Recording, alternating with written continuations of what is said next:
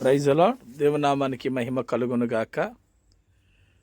ప్రభునందు ప్రియ సహోదరి సహోదరులకు అందరికీ నిండు మనసుతో హృదయపూర్వకమైన వందనాలు. సర్వాధికారి నిరంతర స్తోత్రమైన యేసుక్రీస్తు నామములో మీ అందరికీ క్రిస్మస్ శుభాకాంక్షలు తెలియజేస్తున్నాను. దేవుడు మిమ్మల్ని మీ బిడ్డలను దీవించి ఆశీర్వదించి నిత్యానందము సమాధానము మీకు అనుగ్రహించునుగాక. దేవునికి మహిమ కలుగునుగాక. ప్రభునందు ప్రియులరా, దేవుని యొక్క వాక్య భాగాన్ని జాగ్రత్తగా ఆలోచన చేద్దాం. దేవుడు మనకిచ్చిన వాక్య భాగాన్ని చదువుకుందాం.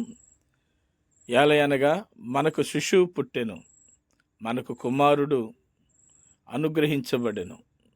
దేవుడు తన పరిశుద్ధ వాక్యం మనందరి వెనుకడులో దీవించునుగాక.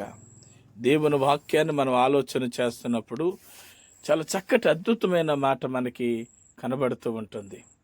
కనుక ప్రభు మనకి ఈరోజు ఇచ్చిన మాటను మన జాగ్రత్తగా ఆలోచన చేస్తే, ఏలయనగా మనకు శిశువు పుట్టెను, మన కుమారుడు అనుగ్రహించబడెను, ఆయన భుజముల మీద రాజ్యభారముడు, ఆశ్చర్యకరుడు, ఆలోచనకర్త, బలవంతుడైన దేవుడు, నిత్యుడుగు తండ్రి, సమాధానకర్తగు అధిపతి అని అతనికి పేరు పెట్టబడెను.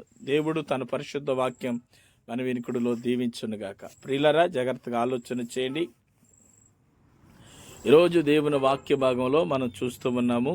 యెషయా భక్తుని ద్వారా క్రీస్తు పూర్వం 1400 సంవత్సరాల క్రితమే ఆయన యొక్క రాకను గురించి ముందుగా ప్రవక్త ద్వారా ఒక ప్రవచనము మనకు కనపడుతుంది.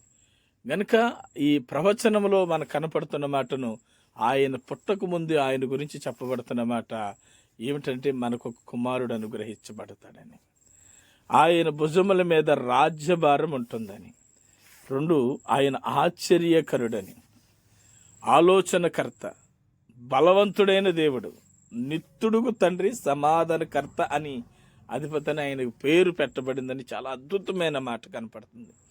నేను ఒక మాటను మీకు చెప్పాలని ఇష్టపడుతున్నాను. మన కొరకు దివిని విడిచి ఈ భూమికి వచ్చిన యేసుక్రీస్తు మన సొంత రక్షకుడు. ఆయన మన దేవుడిగా, మనం ఆయన ప్రజలుగా ఉన్నందుకు చాలా ధన్యులం. మనము దేవుని పిల్లలంగా, యేసుక్రీస్తు మనకు దేవుడిగా ఉన్నందుకు మనం ధన్యులు. ఆయన అంగీకరించాం, నిత్యరాజ్యం మనం పొందుకోబోతున్నాం. ప్రేమైన దేవుని పిల్లరా, యేసు అంటే మతము కాదు, యేసు అంటే కులము కాదు. యేసు అనే మాటకు రక్షకుడు అని అర్థం.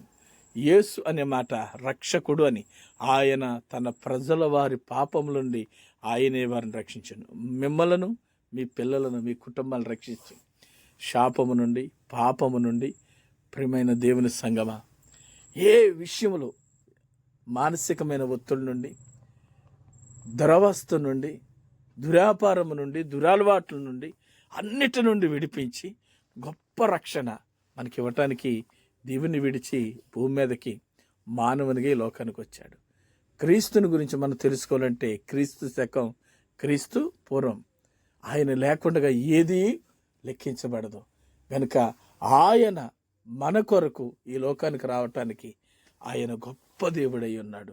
ఆ దేవాతి దేవుని సొంత రక్షకునిగా మనం అంగీకరిద్దాం.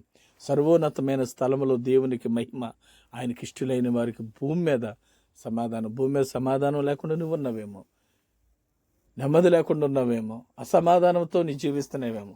ఈరోజు నా దేవుడు నీకు సమాధానం ఇవ్వాలని కోరుకుంటున్నాడు. బలవంతుడైన దేవుడు నీకు దేవుడుగా ఉండాలని కోరుకుంటున్నాడు. ఆ దేవుని కలిగిన మనం ధన్యులమని ప్రభు పేరట మనం చేస్తూ ప్రార్థన చేసుకుందాం.